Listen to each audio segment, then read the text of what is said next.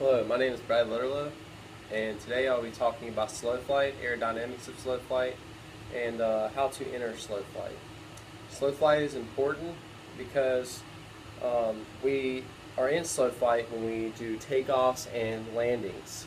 That's the main reason why we do practice slow flight. Um, it's also important so we know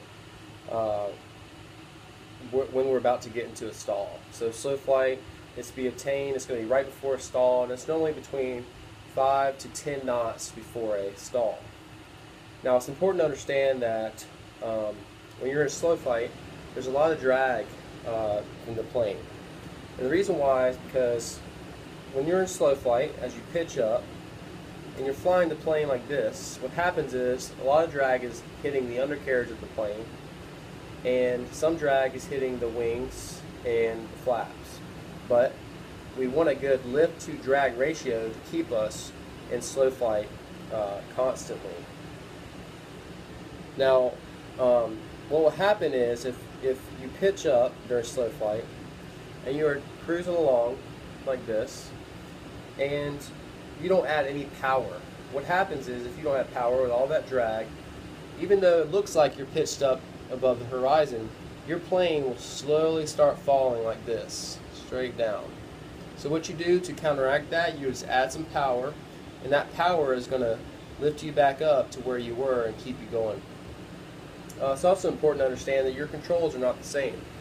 So that being said, you're going to need a lot more rudder than you would normally use because the controls aren't getting enough wind.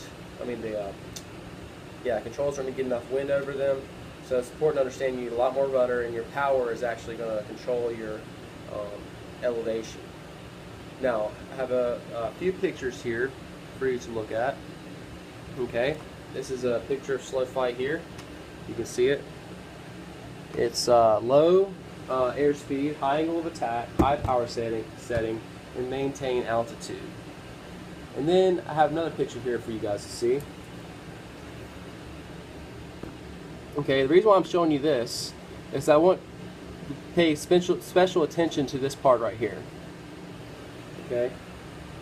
What happens is, as your plane is flying through the air, and as you lift up and pitch, the air that is hitting the top of your wing here, the air that's hitting the top of your wing, as you do this, it starts going over the wing instead of going all the way across the surface. So it creates this turbulence over your wing. And that's what leads to your stall. That's what happens when your wing is no longer creating lift and you stall the plane. So it's important to understand that not to pitch up too high, because too much turbulence, too much air that's being disturbed here from the induced drag from this, because you can't fly a plane like this. We all know that. So it's creating that lift to drag ratio that gets you flying just like this, but not quite stalling the wings. So that is my lesson on slow flight. I hope that you got something out of it today. And in conclusion, slow flight is important to understand and know. If you can fly the plane during slow flight, you can certainly fly it during fast level flight.